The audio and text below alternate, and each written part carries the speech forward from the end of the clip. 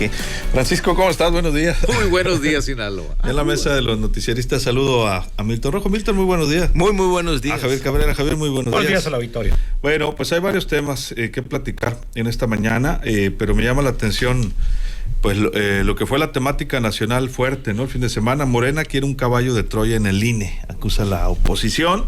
Diversos perfiles tienen vinculados con el partido de Morena, acusa a la oposición, detectan que aspirantes a la presidencia del organismo electoral no son imparciales ni autónomos, con perfiles cercanos a Morena quedó integrada esta quinteta, es decir, el que sea va a estar mucho mejor relacionado con el presidente que el presidente actual del INE, Lorenzo Córdoba, que pues sabemos y conocemos la situación, ¿no? La lista la encabeza Berta María Alcalde Luján, hermana de la secretaria del Trabajo, Luisa María Alcalde. Se encuentran también Guadalupe Álvarez Rascón, hija del senador morenista José Álvarez Lima, Rebeca Barrera Amador, exconsejera presidenta del Instituto Electoral de Baja California Sur y que fue ampliamente criticada por emitir resoluciones a favor de Morena. Incluso al gobernador Víctor Manuel Castro la invitó a su gabinete. De igual forma, en la quinteta dorada está Guadalupe Tadei Zavala, hija del superdelegado del Bienestar en Sonora, Jorge Tadei, y también Lulisca Circei Bautista Arreola, asesora consejera del INE, Jaime Rivera, y esposa del subsecretario de Sedatu, Daniel Fajardo. Los perfiles fueron aprobados por mayoría, ya que Maite Azuela emitió su voto particular en 4 de los 5 casos, considerando que se trata de aspirantes cercanas al Estado. Emitió su voto particular, lo que afectaría la imparcialidad y autonomía del organismo. Las 4 quintetas se entregaron ayer domingo, el sobre cerrado al secretario técnico de la Junta de Coordinación Política, José Omar Sánchez Molina, quien dio el trámite e informó de su contenido a los coordinadores parlamentarios. Para el cargo de consejero, las quintetas pues las integraron otros nombres. Ahorita voy a dar algunos comentarios. El asunto, Javier, es que avanza pues lo que será quien sustituya a Lorenzo Córdoba y a algunos otros consejeros, porque viene un movimiento fuerte, ¿no?, al interior del INE. Así es, la renovación de la mayoría de los consejeros, y es un proceso que pues en el pasado se daba, que había una especie de negociación con todos los partidos políticos. Porque si revisamos en el pasado qué sucedió, bueno, pues veías que cada uno de ellos tenía por lo menos un padrino o una simpatía, una afiliación partidista, pero siempre se buscaban los equilibrios. Se llegaba a un equilibrio, algunos de ellos ciudadanizados, o bajo argumentación, aunque simpatizaran con algunos partidos políticos, sobre todo pues en su momento con el PRI o con el Partido Acción Nacional, pero esto permitió que el órgano electoral a nivel nacional pudiera caminar, ¿no? Que hubiera fuertes discusiones, sin duda las hubo, cuestionamientos, pero al final llegaban a consensos. En este asunto hoy lo que vemos, y es que parece ser que Morena lo que quiere es, pues a través de los consejeros, pues apoderarse del control, y esa es la crítica que están haciendo los grupos opositores, que todos traen una afiliación partidista o un vínculo directo con el Movimiento de Regeneración Nacional, y esto pues enciende las alarmas de qué va a suceder en los próximos procesos electorales cuando estos consejeros sean los encargados de calificar las elecciones que se van a celebrar en el 2024. Y ahorita está pues a todo lo que da, ¿no?, el tema preelectoral.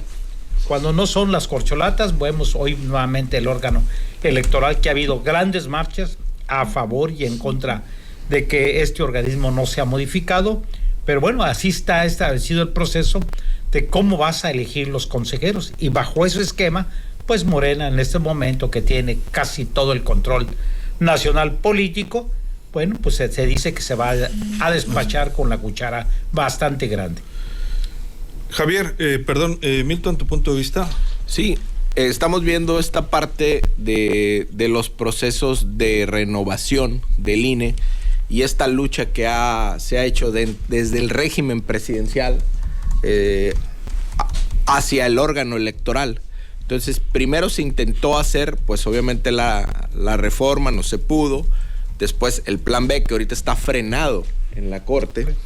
Pero mientras caminaba las marchas y empezaba la parte del plan B, pues corría el proceso de renovación de consejeros. Y ahí Morena les fue jugando paralelamente al régimen, mientras la oposición gritaba que quería un INE, que el INE no se toca. Por acá Morena empezó a armar las quintetas, empezaron a perfilar a los candidatos y candidatas a consejeros. Entonces, de manera tal que en todas las quintetas, pues iba a estar gente de Morena, pero fueron asegurando la parte de la presidencia. Entonces, ahorita, por ejemplo, tienes en la candidatura a presidencia, tienes a la hija de la esposa de un subsecretario, tengo entendido, la hija de un superdelegado, la hermana de una secretaria del gabinete, o sea, gente muy, muy vinculada a Morena. Entonces, podrás decir, bueno, pero es que en el 96, cuando el INE, José Waldenberg era esposa de Julia Carabias, que era la secretaria de Semarnat, de Cedillo. Entonces, sí, pero pues, quieres o no, Waldenberg venía de toda una lucha electoral, de una lucha sindical, con formación de izquierda, y esa parte, aunque sí era esposa de una funcionaria federal, generó mucha certidumbre, tanto así que vean cómo el proceso se dio la alternancia el proceso democrático se dio la alternancia en el poder 4 años después. Ahorita lo que se ve es que quien llegue de Morena no va a generar esa certidumbre, solamente le va a dar certidumbre al régimen presidencial, no a la sociedad, no a los electores. Entonces, esa es la parte que se ve. Con la evidencia disponible es lo que podemos leer. Pero bueno, Morena va a jugar todo para que bajo los cauces legales puedan entrar y puedan moldear los órganos electorales. ¿Para qué? Para aún así ganar. Lo que a mí me llama la atención es que si ellos tienen todo, tienen partido, tienen recursos, tienen al monopolio de la violencia, tienen los recursos clientelares, ¿por qué ir a vulnerar también al régimen electoral? O sea, van por todas las canicas. Entonces, esto te da pie a que algo se está generando en el cual o algo sabe el régimen que pudiera vulnerarse. Por eso van por todas las canicas. Pero bueno, eso sobre la marcha lo iremos viendo. Francisco, ¿tu punto de vista? Mira, el problema es el de siempre, el de cada 6 años cuando hay candidatos a la presidencia, sean del partido que sea. Lo fue del PRI, lo fue del PAN, lo fue de Morena. Nos prometieron que iban a ser diferentes, que no iban a ser iguales, pero vemos que el presidencialismo Made in México no se va, ni se irá, por lo que estamos viendo. Cuando empezaron los primeros escándalos de los videos donde Pío López Obrador recibió unos sobresones de lana y esto y lo otro, luego después que Martinillo, y luego que los negocios de la prima del presidente en Pemex, y luego que se ve Robledo, y luego que los hijos de Bartlett están vendiendo maquinitas chafas al IMSS. Entre las batallas que hay en redes entre quienes defienden a AMLO y los que están en contra, surgió una frase en esos debates en redes. Últimamente dice, el PRI robaba más, ¿no? Sí. Bueno, y ahora el presidente cada vez recuerda, dice, es que cuando pasaba esto, nadie decía nada y todos los medios callaban como momias, y callaban como momias.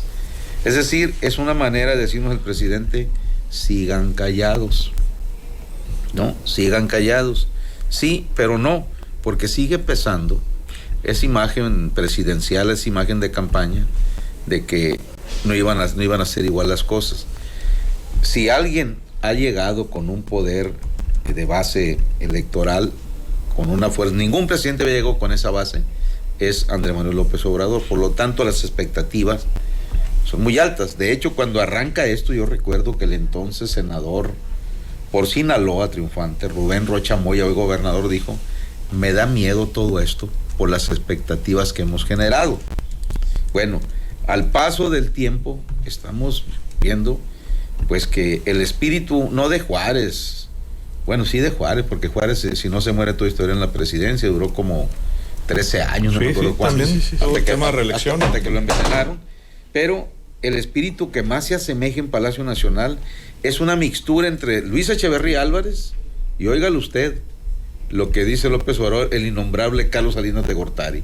Claro, él ha traído durante todo lo que va de su sexenio tírenle a Felipe Calderón, o sea, ahí la situación, pero al licenciado Peña, por favor, hay que respetar. Señor licenciado, por favor. Señor licenciado. Yo pensé que ibas a decir ahorita que empezaste, ¿cuándo ha sido diferente? Bueno, nunca ha sido diferente. Estaba esperando la frase, no la había querido mencionar. O sea, nunca, ni va a ser diferente. O sea, siempre los presidentes han influido los partidos más importantes. No han incluido, han impuesto lo que ellos han querido ahí. Que se disfracen de organismos autónomos y que independientes, como dice el presidente López Obrador, es falso. Es como si ahorita dijéramos que la titular de la Comisión Nacional de Derechos Humanos es totalmente autónoma. Pues no. O si dijéramos que el fiscal general de la República, no. Como dice el presidente López Obrador, es legal, pero a lo mejor no es moral decir que son independientes. Las cosas. ¿Qué opina de su cercanía con Morena? Se le preguntó. Para empezar, más de la mitad de los ciudadanos simpatizan con nuestro movimiento. Más de la mitad de la población de México, eso creo que es demostrable. Si hay una elección, pues esa mitad, más de la mitad, tiene la posibilidad de participar. Entonces, si participan en nuestro movimiento, no están impedidos si no lo prohíbe la ley, es decir, si en los requisitos no está establecido, hay una serie de requisitos, dirigentes de partidos no pueden estar. ¿Moralmente es válido? Le preguntaron, sí, contestó. ¿Garantiza imparcialidad al INE? Sí, porque lo importante es que sea gente íntegra, honesta, además hacen un examen. Los conservadores son unos hipócritas corruptos. Bueno, los que saquearon al país, ¿qué más pruebas? Son los que quieren seguir manteniendo el control del INE, respondió. Javier, tu conclusión. Pero esos saqueadores, una parte de ellos forman parte de su gabinete. Parte de su gabinete. Pero en ese tema no es igual a lo que está sucediendo, sino que, bueno, anteriormente había contrapesos bastante fuertes. Y en esos contrapesos, bueno, pues permitía al presidente en turno hacer algún tipo de negociaciones políticas con los líderes. Iban perfilando quién pudiera ser, que no fuera tan obvio ese vínculo partidista para los consejeros electorales. Y bueno, prueba de ellos es todos estos procesos electorales que se han vivido, que no ha habido sobresaltos, que no ha habido actos de violencia y que los ciudadanos están conformes. Incluso el propio presidente de la República. Habrá que ver, para aquellos quien pues a veces critican, pues ver los videos de cuando fue ya declarado electo presidente de la República, lo que dijo del órgano electoral. Las palabras de halago hacia ellos, hacia todos los funcionarios que trabajan en este órgano electoral, pues agradeciéndoles la honestidad y la verticalidad. Y bueno, pues hoy ha cambiado totalmente el discurso y es obvio, todo presidente quiere tener totalmente el control. ¿Qué está sucediendo? Y no solamente en este sexenio, sino ya en sexenios anteriores, que el centralismo se está retornando hacia el Ejecutivo Federal en todas las áreas. Y en este momento López Obrador lo que quiere es tener totalmente todo el control. Y bueno, eso es algo bastante criticable, porque lo que se quiere es que vivamos en un proceso democrático y que haya contrapesos. Milton, ¿tu conclusión? Esto es parte, yo creo, de ir sosteniendo esa supremacía electoral en la cual obviamente este movimiento llega bajo ciertas banderas, bajo todo un discurso casi teológico. Entonces va para monopolizar todo. Y lo que comentabas tú muy bien, Javier, ese centralismo, ese poder presidencial, eso que se construyó democráticamente, que fue una lucha, de repente sale la gente y vota y restaura el poder presidencial de antaño. Entonces, bajo esa cariz democrático, volvemos a restaurar aquel presidencialismo que decía Francisco, el de Luis Echeverría, el de... ¿Cuál otro mencionabas, Francisco? A Salinas, que ve cómo llegó, pero también gasta como López Portillo y te embauca como Ruiz Cortines, ¿no? Ya es que Ruiz Cortines era muy bueno para fintar. Pero bueno, este es el presidencialismo que nos tocó y así vamos, donde esta forma de culturalizar a la gente, al electorado, al ciudadano, como piensa Morena y como en un tiempo fue esa cultura del PRI-Estado, o del Estado priista. Entonces, hacia allá va Morena. Entonces, ahorita, lo último reducto que queda es la Suprema Corte. Entonces, la Suprema Corte ahorita, ¿qué acaba de decir el presidente? Que se elijan a jueces y magistrados y ministros. ¿Por qué? porque como él trae ahorita todo el andamiaje electoral, pues quiere pasar a los representantes del Poder Judicial sobre las urnas. Pero pues la justicia también no se vota, pues. O sea, ahí hay otros mecanismos, igual como los árbitros, como el INE. No puedes votar tú a un, o sea, la porra nunca pone al árbitro. O sea, punto y aparte, o sea, no puede ser así. Entonces, ¿cómo es posible que vayamos ante este discurso teológico, que vaya avanzando, que vaya impregnando las conciencias? Y bueno, estamos ante una situación en la cual el país o se va hacia la 4T en estos próximos 6 años, que hacia allá va, o algo va a pasar que tiene previsto el régimen. Por eso está retomando todo y está corporativizando todo a favor. El problema es que también cuando pasa ese tipo de situaciones se vulneran a muchos miembros de ese aparato político, quedan vulnerados y quedan fuera. ¿Por qué? Porque entraríamos a una especie de autoritarismo en el cual, si no te gusta lo que estoy haciendo, o sea, vete para atrás. Entonces, ahorita hay una toxicidad en el discurso político en el cual ya no se sabe quién es de qué grupo. Y las señales se vuelven cada vez más erróneas. Pero bueno, sobre eso iremos viendo e iremos leyendo cómo se van dando las situaciones en el país. Francisco. Permanentemente en las mañaneras el presidente Andrés Manuel presume que México es el país que tiene menos analfabetismo político, es decir, está politizado el país, y que eso le da la certeza de que va a ser difícil que el pasado regrese a Palacio Nacional o a Los Pinos, si quieren volver a abrir ahí. Pero como el presidente está formado desde sus orígenes priistas en Tabasco y ha convivió bastante con esas gentes en el poder, pues sabe que no hay que tener excesos de confianza. Y hoy menos que nunca, de cara ya al cierre de su sexenio, y de lo que él sabe en la naturaleza humana de cada persona que está en la política, cualquiera de sus churumbeles, aunque él sabe que ya con la banda presidencial en el pecho todo cambia, pues él está tratando de amarrar que, aunque él dice que se va a retirar y va a guardar silencio, únicamente se va a dedicar a escribir libros allá en Palenque, en su rancho que tienen.